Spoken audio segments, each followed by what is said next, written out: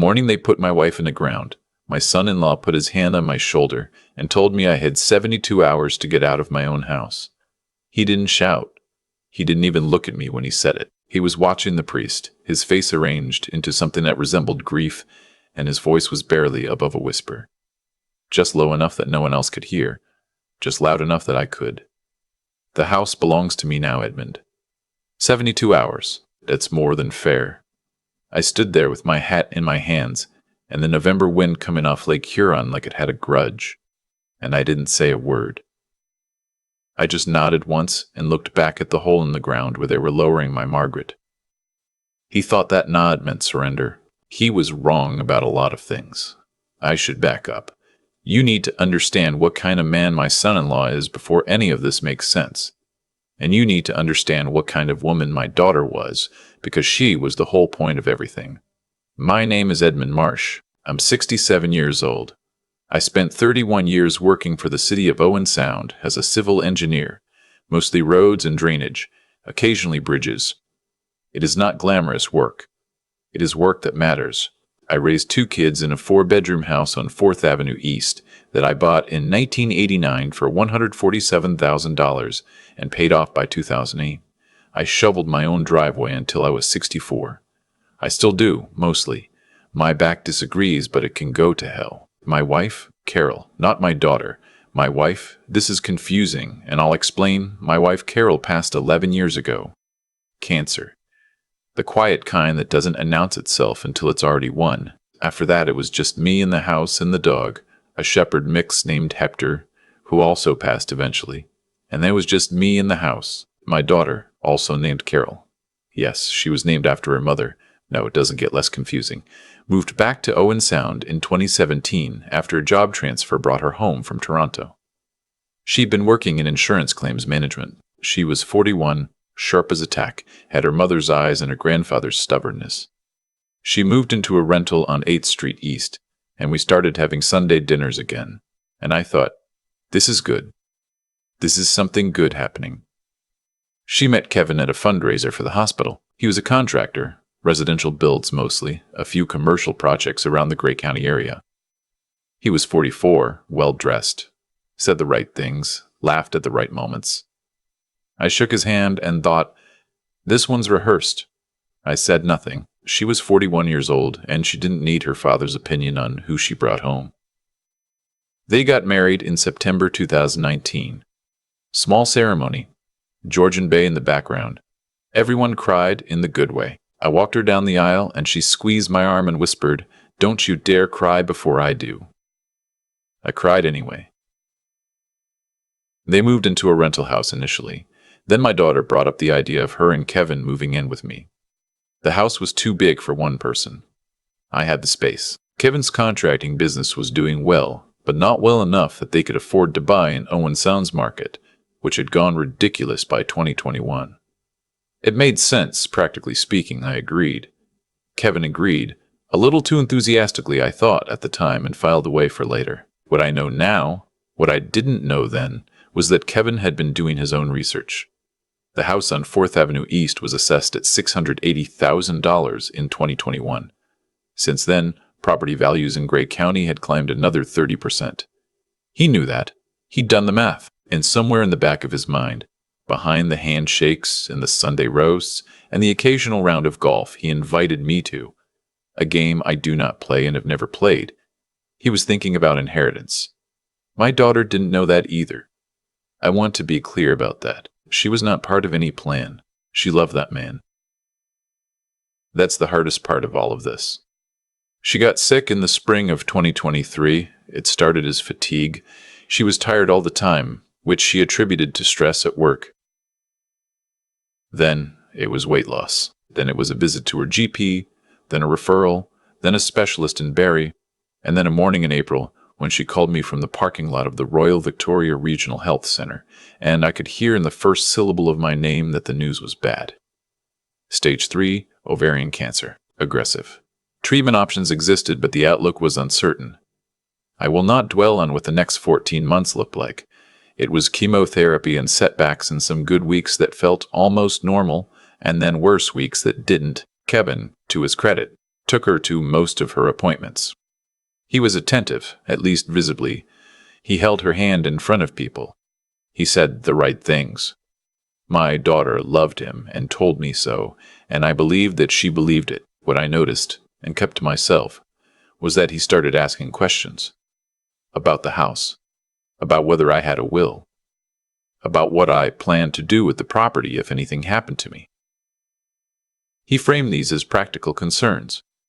Estate planning. Very important to have your affairs in order. He mentioned a buddy of his who did wills and powers of attorney, said he could get me an appointment at a discount. I told him I'd think about it. I had already handled it. I just hadn't told him. My wife Carol, the first Carol, had a sister named Frances who married a man named David Kowalczyk. David became a real estate lawyer, did very well, retired to a place outside Collingwood about 10 years ago. David and Frances have been good friends of mine for 30 years. We have coffee when I drive down. He taught me how to properly maintain a snowblower, which is more useful information than you might think. In the winter of 2022, before my daughter got her diagnosis, before any of this started, David sat across from me at his kitchen table and said, "Ed, you need to get your house into a trust." He wasn't being alarmist. He was being David, which is methodical and thorough and occasionally irritating because he is usually right. He explained it. A properly structured family trust, administered by an independent trustee, meant that the property wasn't simply mine to leave or to lose. It created legal protection that a simple will did not. It meant that no one, not a creditor, not a son-in-law, not any future complication, could just walk in and claim an asset that had been in the Marsh family since I was 34 years old. I hired a lawyer in Owen Sound, a woman named Patricia Osei, who was in her late 40s and had a framed group of 7 print in her office and did not waste my time. She did not ask me whether I was sure. She listened, asked 4 questions, took notes, and told me what it would cost. We had the documents finalized and registered before Easter 2023. The house on 4th Avenue East was no longer simply my house. It was held in trust. I was the primary trustee, David was the secondary trustee, and the terms were clear and legally binding. Kevin's name appeared nowhere in any of it, neither did the name of any spouse of any child of mine. Patricia filed everything through the appropriate land registry office. The title showed the change. Kevin had done research on the property. Evidently not enough. My daughter died on a Wednesday in June. She was 48 years old. She had made me promise at some point during her illness that I would not fall apart, which is an impossible thing to ask of a person, but I understood why she asked it. She wanted to know I'd be all right. I told her I would. I meant to try. The funeral was held at Greenwood Cemetery, where her mother is buried 3 rows over. The minister said good things. My son Andrew flew in from Calgary. He stood beside me and we didn't speak much, but we didn't need to. We've always been like that, Andrew and I, comfortable with silence. Kevin stood on the other side of the grave. He had flown in his sister and brother-in-law from Mississauga. He was wearing a suit that looked new. I noticed the suit. I noticed a lot of things after the service, after the reception at the church hall, after the last casserole dish had been handed over and the last handshake exchanged. Kevin found me in the parking lot while Andrew had gone to get the car. That's when he said it. 72 hours. He said the house was his now, by rights. His wife had lived there. He had contributed to the household. He said there were legal avenues he could pursue, but he'd rather keep things clean. 72 hours was generous, he said. I could take my personal effects. I looked at him. His eyes were dry. I don't say that as an accusation. Grief doesn't always look the same, but I noticed it. I said, "All right, Kevin." He nodded, satisfied, and walked to his car. Andrew pulled up 30 seconds later and said, "What was that about?" "Nothing," I said. "Let's go." I drove to Collingwood the following morning. Frances made coffee and went for a walk deliberately, which is why I married her sister and not her. David sat across from me and I told him what Kevin had said. David didn't react visibly. He asked one question. "Has he looked at the title recently?" "I don't know what he's looked at." David nodded slowly and picked up his mug. "Let him look." I drove back to Owen Sound. I packed a bag not because I had to, but because I wanted to be somewhere else while the next part happened. Andrew had taken a hotel room on the waterfront, and I joined him there. He didn't push me for explanations. I told him there were things in motion, and to be patient. Kevin, in the meantime, was not patient. He called me twice on Thursday. I did not answer. He left a voicemail on the second call that was polite in the way that a threat is polite when the person making it is still confident. He said he'd hate for this to become a legal matter. On Friday, he apparently contacted a real estate agent. I know this because the agent called Patricia Osei's office, having done due diligence and found the trust registration, to inquire about the ownership structure of the property. Patricia called me that afternoon. She sounded professionally neutral, which I have come to understand is her version of amused. She said, "Someone is trying to list your house." I said, "I know." She said, "They're going to have a difficult time." I said, "I know that too." What Kevin discovered when he actually looked at the land registry, and I don't know exactly when he looked, but I know he looked because Andrew spoke to a mutual acquaintance who told him Kevin had gone very quiet, very suddenly, was that the house on 4th Avenue East was not his wife's asset and had never been. It was held in trust. He had no claim. He had no pathway. He had nothing. He called me. He had known. He called me Saturday morning. His voice was different. The confidence was gone. He said we needed to talk. I said, "We are talking." He said he thought we had a misunderstanding. He said he may have spoken in haste after the funeral. He said grief makes people say things. I said, "It does." He said he hoped we could move forward without any unpleasantness. I said, "Kevin, I want you out of that house by Monday." Here is what I haven't told you yet. The part Kevin didn't know about. The part that was worse for him than the trust. During the 14 months my daughter was sick, I was paying attention. I am an engineer. I look at things. I notice when systems aren't working the way they should. My daughter's decline in the final 4 months was faster than her oncology team expected. Her doctor in Barrie, a careful, precise woman who did not use words carelessly, mentioned at one appointment that the trajectory was unusual given the treatment response they'd seen earlier. She didn't say anything further. She didn't have enough to say anything further. I did not say anything at that appointment either. But I had been watching. There was a woman Kevin had been seeing. I did not know her name initially. I had seen her once in the parking lot of the Foodland on 10th Street, sitting in Kevin's truck when Kevin was supposed to be in Barrie. Was my daughter at a treatment appointment? He wasn't in Barrie. Andrew later found out, through means I won't detail. But Andrew is meticulous when he decides to be. That Kevin had asked a colleague to drop my daughter off at her appointment that day. I also noticed, in the last months, that Kevin had become very attentive about my daughter's medications. He managed her prescriptions. He organized her pill schedule in one of those weekly organizer trays. He drove to the pharmacy. He was helpful about it in the way that a man is helpful, when helpfulness serves a purpose. I am not a doctor. I am not a detective. What I am is a man who noticed things and wrote them down in a notebook that I kept in my truck, not in the house. I brought that notebook to the Owen Sound Police Service in July, 3 weeks after my daughter's funeral. I spoke with a detective sergeant named, I'll call him the detective sergeant named, I'll call him the detective. He read what I had written. He asked questions for 90 minutes. He was not dismissive. He told me he couldn't make me any promises about where it led, but that he would look. They looked. Kevin had been seeing a woman who was a nurse at a walk-in clinic in Barrie. She had access. She had knowledge. Whether she used either of those things in a way that mattered, and whether Kevin directed her to, I don't know. That's not for me to determine. That's for the Crown. What I know is that in September, 4 months after my daughter's funeral, 2 detectives from the Owen Sound Police Service knocked on the door of the house on 4th Avenue East, where Kevin was still living, because I had not moved back in and was not going to push the issue while an investigation was active. Kevin opened the door. They went inside. They were there for 2 hours. They left with boxes. Kevin was charged in November. The nurse in Barry was charged as well. The charges involve criminal negligence and what the Crown is calling administration of a noxious substance. I will not speculate beyond that. The cases are before the courts. I will attend every day of that trial if my back allows.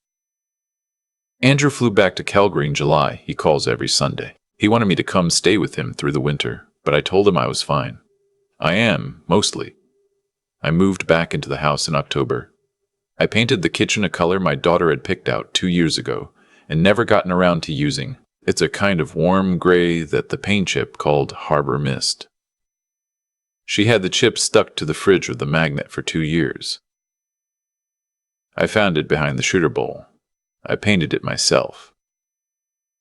It took a weekend. My back complained the entire time. The house is quiet in the way that houses are quiet when they've held too much loss. I've lived in this house for 35 years. My wife's garden is still in the back, gone mostly wild now.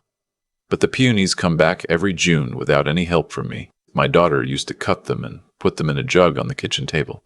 I let them be. I have Sunday dinners now with David and Francis in Collingwood sometimes, or with my neighbor Yvonne, who is 72 and makes an exceptional tortillard and pretends she doesn't know it's exceptional, which is a very Canadian quality that I have always admired. People ask me sometimes, not often, but sometimes, whether I feel like I won. Whether the trust, the investigation, Kevin being charged, whether that's justice. I don't know what justice looks like from the inside. From the inside, it looks like a kitchen painted Harbor Mist, and a phone call from Andrew on Sunday, and Hector's old leash still hanging by the door. Because I haven't had the heart to move it. What I know is that the house is still mine. My daughter's name is on the trust document as a beneficiary intent, and that's where it will stay. The land is not going anywhere. The peonies will come back in June. Kevin told me in that parking lot on the worst day of my year that he was being more than fair. I nodded. I didn't argue. I had already made my arrangements. I had made them 15 months before he asked. He just hadn't thought to look. I've had a lot of time to think about what Kevin actually believed. Standing in that parking lot at Greenwood Cemetery with the wind off the bay and my daughter not yet cold in the ground. I think he believed he'd read the situation correctly. He'd watched me for 2 years. A quiet man, getting older, living alone in a house too big for him, grateful for company. He'd done his research on the property values. He'd calculated the angles. And he looked at me and saw someone who would fold. That's the thing about people who operate the way Kevin operated. They're not stupid. They're just wrong about what they're measuring. What he measured was my age, my silence, my willingness to keep the peace at Sunday dinner. What he didn't measure was the 31 years I spent as an engineer, where you learn that the work that matters is never visible. It's underground. It's in the drainage that keeps the road from washing out, in the load calculations that keep the bridge standing. Nobody sees it. Nobody needs to see it.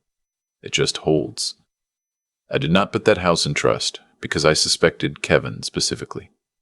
I did it because David sat across from me with his coffee and explained what could go wrong. And I listened. That's all. I listened to someone who knew more than I did. I acted on what I heard, and then I got on with things. That's not cleverness. That's just paying attention.